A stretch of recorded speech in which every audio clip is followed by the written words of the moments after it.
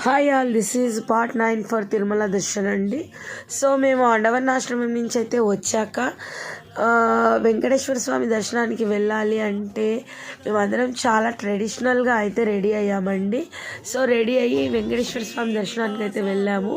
ఇక్కడ మేము అక్కడ ఫోన్లో స్టోరేజ్ ఫుల్ అవ్వడం వల్ల నేను వీడియోస్ అయితే తీయలేకపోయాను, కానీ ఫొటోస్ అయితే తీసుకున్నాను. ఖచ్చితంగా ఇవైనా అప్లోడ్ చేయాలనే ఉద్దేశంతో ఆ దర్శనానికి వెళ్ళేటప్పుడు మొబైల్ ఫోన్స్ ఎవరు తీసుకువెళ్ళకూడదు కాబట్టి మేము ఇక్కడ అహోబిల్ మఠ్ ముందే నిలబడి ఫ్యామిలీ ఫొటోస్ అయితే తీసుకొని అక్కడి నుంచి మేము కంపార్ట్మెంట్ మ్యూజియం ఉంటుందండి, అక్కడ మ్యూజియం దగ్గర నుంచి కంపార్ట్మెంట్ 1కి మాకు రీఎంట్రీ రాశారు. సో కంపార్ట్మెంట్ 1లో మేము రీఎంట్రీ అయితే 7కి మేము ఎంట్రీ అయ్యాము. అక్కడికి 7 నుంచి 8:30 వరకు కూడా మేము ఆ కంపార్ట్మెంట్లోనే వెయిట్ చేసాము. 8:30కి ఎగ్జాక్ట్గా మా కంపార్ట్మెంట్ ఓపెన్ అయ్యింది.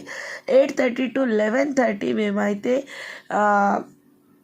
స్వామివారి చుట్టూ ప్రదక్షిణ చేసినట్టుగా ఆ క్యూ లైన్స్లో అయితే ఉన్నాము. ఎగ్జాక్ట్లీ 11:30 మేమైతే శ్రీ వెంకటేశ్వర స్వామి దర్శనం అయితే చేసుకున్నాము.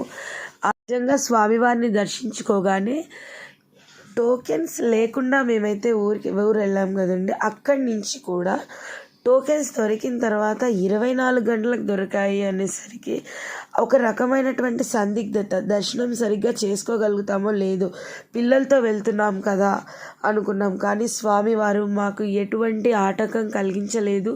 పిల్లల్ని తీసుకొని చాలా హ్యాపీగా ఎంజాయ్ చేస్తూ మేము స్వామివారి దర్శనానికి అయితే క్యూ లైన్లో వెళ్ళామండి. First time I feel very happy, ఎందుకంటే స్వామివారిని నేను 30 seconds నిలబడి దర్శనం చేసుకున్నానండి. I feel very happy. So Namo Venkatesaya.